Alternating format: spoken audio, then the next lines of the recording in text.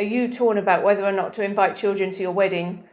We hear this all the time. You're not alone. I know it's a really difficult decision, and us as your planners, all we can say is that it's kind of up to you. You know your family dynamics much better than us.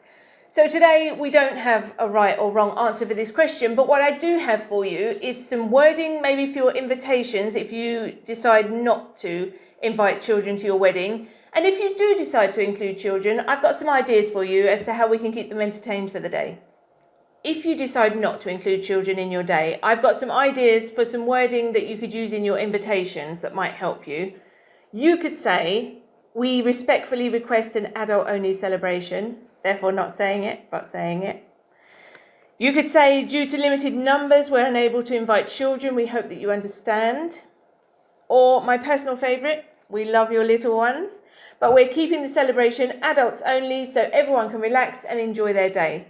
And I think that parents might actually quite like that. It will give them the chance to enjoy the day without the kids. If you do decide to include children in your day, we could have some babysitters or some children's entertainers to help you keep the kids busy and entertained. What you would need to decide is whether or not you would like the children to be included in the ceremony.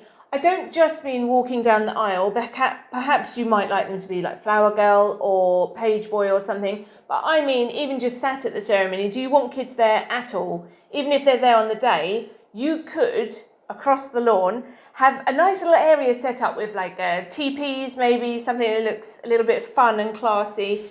And then lots of games and things for them to play. You could have giant bubble works. You could have maybe a magician or a clown or a storyteller.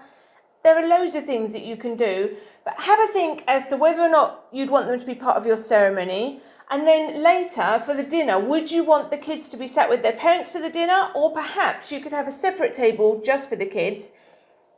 That table could even be in a slightly different room or a slightly different area, and you could have a babysitter sat with the children to help them eat, try and keep them sat down, and then maybe you could buy some gift bags and things with colouring things just to keep them busy through dinner time.